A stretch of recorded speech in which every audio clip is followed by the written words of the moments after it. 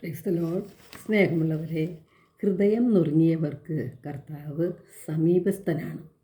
നമ്മിൽ പലരും ചിന്തിച്ചിട്ടുള്ളൊരു കാര്യമാണ്, ഉദ്ധിതനായ യേശു എന്തുകൊണ്ടാണ് മഗ്ദലേന മറിയത്തിന് ആദ്യം പ്രത്യക്ഷപ്പെട്ടത് എന്ന്. സ്നേഹസമ്പന്നയും വിശുദ്ധി നിറഞ്ഞവളുമായ പരിശുദ്ധ അമ്മയ്ക്കല്ലേ ആദ്യം പ്രത്യക്ഷപ്പെടേണ്ടത് എന്ന് നാം പലപ്പോഴും ചിന്തിക്കാറുണ്ട്. യേശു പറഞ്ഞിട്ടുണ്ട്, അനുതപിക്കുന്ന പാപിയെക്കുറിച്ച് സ്വർഗം സന്തോഷിക്കും എന്ന്. അതുപോലെ സ്വർഗസ്ഥനായ എൻ്റെ പിതാവിൻ്റെ ഇഷ്ടം നിറവേറ്റുന്നവനാരോ അവനാണ് എൻ്റെ സഹോദരനും സഹോദരിയും അമ്മയും എന്ന്. മഗ്ദലേന മറിയം തൻ്റെ പാപം നിറഞ്ഞ പഴയ ജീവിതം അവസാനിപ്പിച്ചു. പാപാന്ധകാരത്തിൽ നിന്നും പുറത്തു വന്ന് യേശുവാകുന്ന പ്രകാശത്തിലേക്ക് തിരിച്ചു വന്നു. യേശുവിനെ രക്ഷകനും നാഥനുമായി സ്വീകരിച്ചു. ലോകവുമായി ബന്ധപ്പെട്ട പാപത്തിൻ്റെ സന്തോഷങ്ങളിലേക്ക് പിന്നീട് അവൾ പോയില്ല, അവയെല്ലാം പൂർണ്ണമായും ഉപേക്ഷിച്ചു. യേശുവിൻ്റെ മരണശേഷം അതിരാവിലെ യേശുവിൻ്റെ കല്ലറയ്ക്ക് മറിയം പോയത് യേശുവിൻ്റെ മൃതശരീരത്തിൽ സുഗന്ധദ്രവ്യങ്ങൾ പൂശുന്നതിനു വേണ്ടിയാണ്. യേശുവിൻ്റെ മൃതദേഹം കാണാതിരുന്നതുകൊണ്ടാണ് അവൾ കരഞ്ഞുകൊണ്ട് കല്ലറയ്ക്ക് സമീപം നിന്നിരുന്നത്. വിശുദ്ധ യോഹന്നാൻ്റെ സുവിശേഷം 20-ാം അധ്യായം 11-ാം തിരുവചനത്തിൽ അത് സാക്ഷ്യപ്പെടുത്തുന്നുണ്ട്. ഹൃദയം നുറുങ്ങിയവർക്ക് കർത്താവ് സമീപസ്ഥനാണ്. കരഞ്ഞുകൊണ്ട്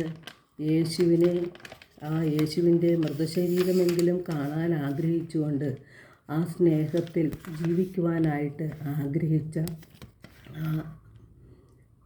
മഗ്ദലേന മറിയത്തിന് ദൈവം ആദ്യം പ്രത്യക്ഷപ്പെട്ടു. യേശുവിൻ്റെ ഈ പ്രത്യക്ഷപ്പെടൽ നമുക്ക് വളരെയധികം പ്രത്യാശയും ആശ്വാസവും സമാധാനവും സന്തോഷവും നൽകുന്ന ഒന്നാണ്. നാം നിരവധിയായ പാപങ്ങൾ ചെയ്യുന്നവരാണ്.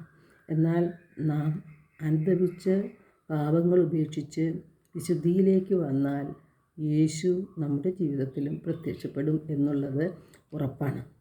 അതിനുള്ള ഒരു പ്രകടമായ അവസ്ഥയാണ് അന്ന് യേശുവിൻ്റെ പ്രത്യക്ഷപ്പെടലിൽ നാം കാണുന്നത്. ദൈവത്തിൽ ആശ്രയിച്ചുകൊണ്ട് ദൈവഹിതം നിറവേറ്റി ജീവിക്കുമ്പോൾ യേശുവിൻ്റെ സ്നേഹവും കരുണയും സമാധാനവും സന്തോഷവും എല്ലാം നമ്മുടെ ജീവിതത്തിൽ നമുക്ക് ആസ്വദിക്കാനും അനുഭവിക്കുവാനും കഴിയും. നമ്മുടെ പല കുടുംബങ്ങളിലും ഇന്ന് സമാധാനമോ സന്തോഷമോ ഇല്ല. കാരണം നമ്മുടെ ഹൃദയം കഠിനമാണ്. ഭിന്നതയും കലഹവും വിദ്വേഷവും വൈരാഗ്യവും പ്രതികാര ചിന്തയും എല്ലാം നമ്മുടെ ഹൃദയത്തിൽ നാം സൂക്ഷിച്ചുകൊണ്ടാണ് അനുദിനം ജീവിക്കുന്നത്. നാം നമ്മുടെ ഭക്താനുഷ്ഠാനങ്ങൾക്ക് ഒരു കുറവും വരുത്തുന്നില്ല.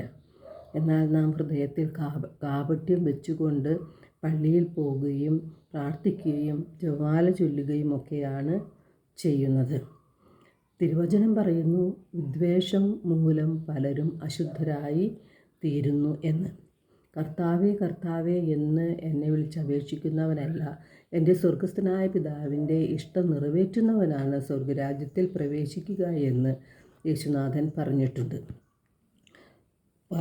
എല്ലാവർക്കും സ്വർഗരാജ്യത്തിൽ പ്രവേശിക്കണമെങ്കിൽ ഹൃദയശുദ്ധി കൂടിയേ തീരൂ. വിശുദ്ധി കൂടാതെ ദൈവത്തെ ദർശിക്കുവാൻ നമുക്ക് സാധിക്കുകയില്ല. എല്ലാവരെയും ദൈവം സമർത്ഥമായി അനുഗ്രഹിക്കട്ടെ.